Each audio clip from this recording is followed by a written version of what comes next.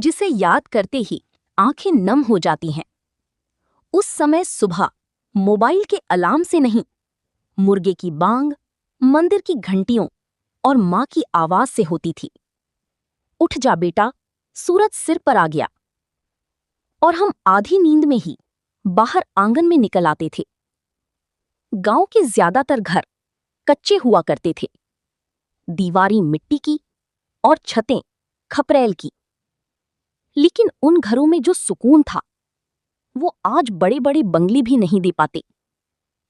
उस समय बच्चों के खिलौने दुकान से नहीं आते थे, हम खुद अपने खिलौने बनाया करते थे।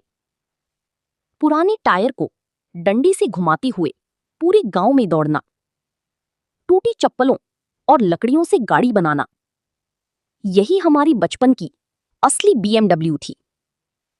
दोस्तों, क्या आपको वो कंचे याद हैं जिन्हें जीतने के लिए हम घंटों मिट्टी में बैठी रहती थी?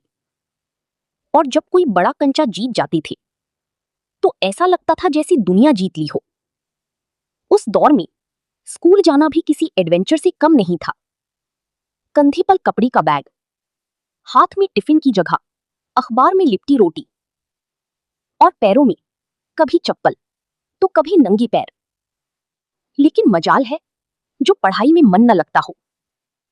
आजकल बच्चों को ऑनलाइन गेम्स पसंद है, लेकिन उस समय गिल्ली डंडा, पिट्ठू, खो खो, लंगड़ी टांग, छुपन छुपाई ही हमारी असली दुनिया हुआ करती थी।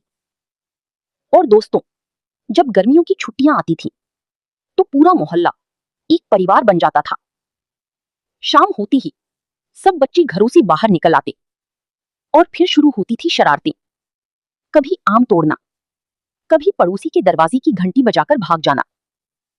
उस समय टीवी हर घर में नहीं होता था, पूरे मोहल्ले में किसी एक घर में टीवी होता।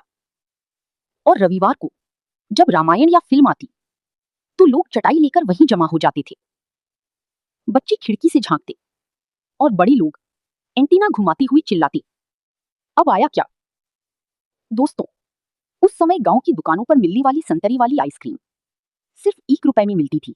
क्या आपको वो लालटेन याद है जब बिजली चली जाती थी तो पूरा परिवार उसी की रोशनी में बैठता था?